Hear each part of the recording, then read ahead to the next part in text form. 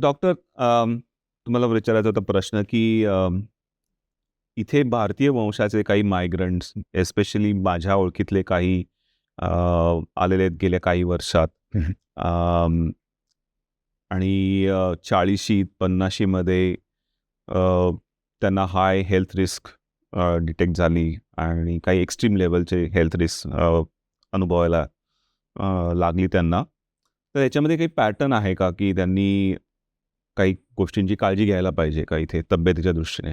या तसं काय समीर, की हृदयाचे जे आजार आहेत तर त्यातला ॲडल्टहूडमध्ये होणारा आणि 40-45च्या नंतर होणारा जो हार्ट अटॅक येणे, ज्याला आपण म्हणतो कोरोनरी आर्टरी डिसीज, हा एक जो आजार आहे त्याचे महत्त्वाचे रिस्क फॅक्टर्स असते. एक फॅमिली हिस्ट्री असते, एक डायबिटीस असतो, हायपरटेन्शन असतं, हाय कोलेस्ट्रॉल असतं.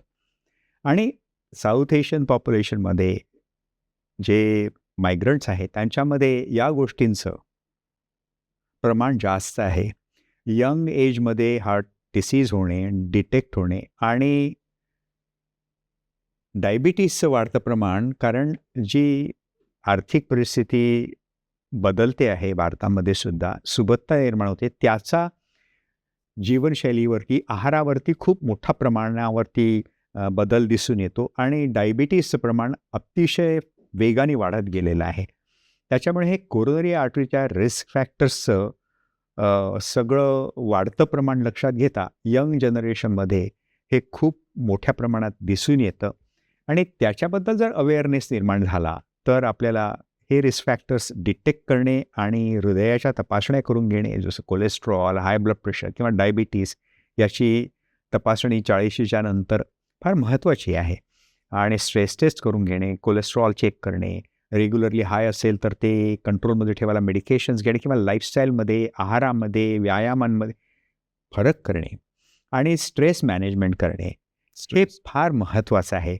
हे लाईफस्टाईल चेंजेस जर अडॉप्ट केले तर हे जे प्रॉब्लेम तू म्हणतो आहेस ना, की हे प्रमाण जास्त दिसतं, हे सत्य आहे आणि त्याच्यावरती आपल्याला एक ताबा मिळवता येईल. ते एलिमिनेट होणार नाहीत, पण ते पुढे ढकलता येतील.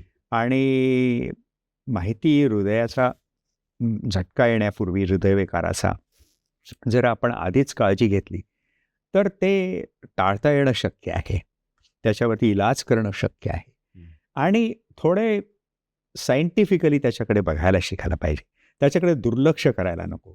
काही अल्टरनेटिव्ह थेरपीज असतात, त्या कधी-कधी आपल्याला वेगळ्या मार्गाने घेऊन जातात आणि असे होऊन जाईल किंवा असं केलं तर काही फायदा होऊ शकतो, याचं थोडंसं आकलन करून घेणं गरजेचं आहे. त्याच्यामुळे त्याच्याकडे आपण सजगपणे, डोळसपणे पाहायला शिकू आणि आपल्या आरोग्याकडे आपल्याला लक्ष द्यायला पाहिजे. फार महत्त्वाचं आहे.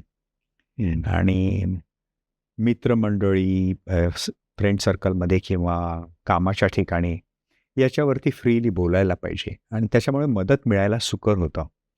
आणि आपण बरेचसे जीव आपण वाचवू शकू किंवा ॲटलिस्ट त्यांना चांगलं जीवन जगता येईल याचं उपाययोजना करू शकतो, प्रभावीपणे करू शकतो.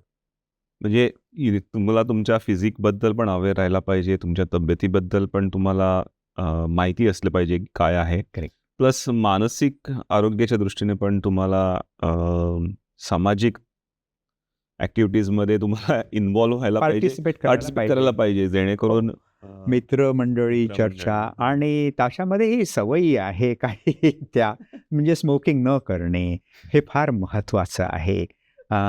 अति ड्रिंकिंग, एक गैरसमज असतात की drinks good for heart, wine is good for heart, पण त्याचं प्रमाण महत्त्वाचं आहे. त्याच्यामध्ये कॅलरीज असतात, कुठल्या प्रकारचं तुम्ही कन्झम्पशन करताय, किती प्रमाणात करताय, त्याच्या लिव्हरवरती काय परिणाम होत असेल, किती कॅलरीज त्याच्यामध्ये असतील आणि त्याच्यामुळे तुमचं जर एक्सरसाइज करण्याची क्षमता किंवा शारीरिक स्वास्थ्य त्याच्यामुळे इम्बॅलन्समध्ये जात असेल, तुम्ही जर त्याच्यामुळे व्यसनाधीन झाल्यामुळे कदाचित चांगलं जीवन जगू शकत नसाल, तर ते हानिकारक आहे. हानिकारक. आणि ते प्रमाण ठेवणं, त्याचा बॅलन्स लागणं, सगळ्यांनाच तो समतोल राखता येईल त्या प्रमाणामध्ये याची खात्री देता नाही येत. त्याच्यामुळे काही ठिकाणी आपण एक लाईन ड्रॉ करायला पाहिजे की इथपर्यंत ठीक आहे, याच्या पुढे नाही. स्मोकिंग नको. हे फार महत्त्वाचं आहे. हा रिस्क फॅक्टर आहे नुसता हार्ट डिसीजसाठी नाही तर तो कॅन्सरसाठी आहे. हृदयविकाराचा जसा झटका येतो तसा मेंदूचा पक्षाघात ज्याला म्हणतो आपण स्ट्रोक म्हणतो तोही होऊ शकतो. आणि हार्ट अटॅकपेक्षाही तो गंभीर आहे, कारण तुमचा एक अवयव निकामी झाला तर तुम्ही काम करण्याच्या वयामध्ये जर समजा पंगू होऊन बसलात, कोणावर तरी डिपेंडंट असलात, तर त्या फॅमिलीची बरीच वाताहत होते असं मला वाटतं.